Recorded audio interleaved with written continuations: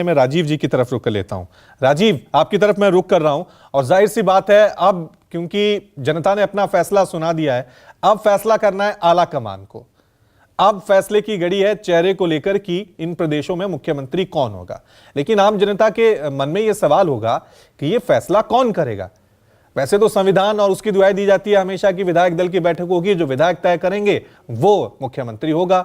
लेकिन ये सब जानते हैं कि स्क्रिप्ट जो है मुख्यमंत्री के नाम को लेकर वो दिल्ली में लिखी जाती है। तो पहला तो ये समझाएं कि ये तय कौन करेगा, इसमें अमित शाह, प्रधानमंत्री मोदी का कितना प्रभाव होगा, और आपको क्या लग रहा है बीजेपी सरप्राइज करेगी मुख्यमंत्रियों के नाम को लेकर?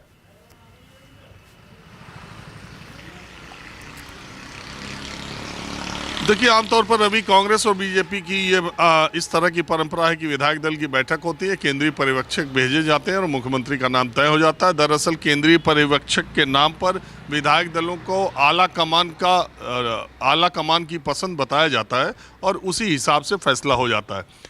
यही फ़र्क है कांग्रेस में, यही फ़र्क है भारतीय जनता पार्टी में कि भारतीय जनता पार्टी में कौन मुख्यमंत्री होगा, मुझे लगता है 2-3 लोगों से ज़्यादा इस बात की जानकारी किसी को नहीं होगी। और उन तीनों लोगों में प्रधानमंत्री नरेंद्र मोदी, गृह मंत्री अमित शाह और बीजेपी अध्यक्ष जेपी नड्डा शायद, तो उन लोगों में पहले ही ये तय हो चुका होगा कि राजस्थान, मध्य प्रदेश और छत्तीसगढ़ में अगर सरकार आती है तो किसे मुख्यमंत्री बनाया जाएगा।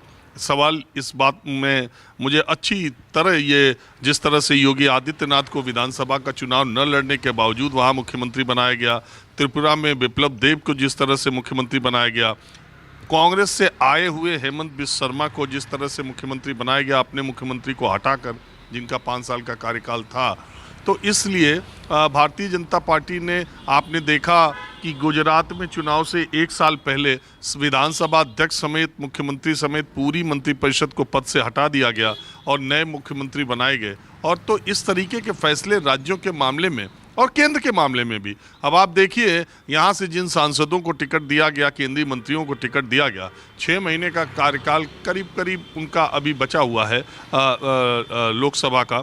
लेकिन सूत्रों के मुताबिक बीजेपी आला कमान ने उन सारे सांसदों से कह दिया कि अब आपको संसद नहीं, आपको विधानसभा में बैठना है। तो ये सारी इसका मतलब है कि उन्हें अगर विधानसभा में बैठना है तो फिर उन्हें सांसद का टिकट मिलना मुश्किल है। तो ये फैसले आपने देखा कि इतने सांसदों को विधानसभा चुनाव लड़ाने का फैसला किया गया, कहीं से चू तक की आवाज़ नहीं आई, कहीं किसी ने ये नहीं कहा कि हम चुनाव नहीं लड़ेंगे। तो बीजेपी में इस समय जो मोदी शाह की बीजेपी है वो इकबाल वाली पार्टी है, उसमें जो कहा जाता है उसको आपको माना जाता है।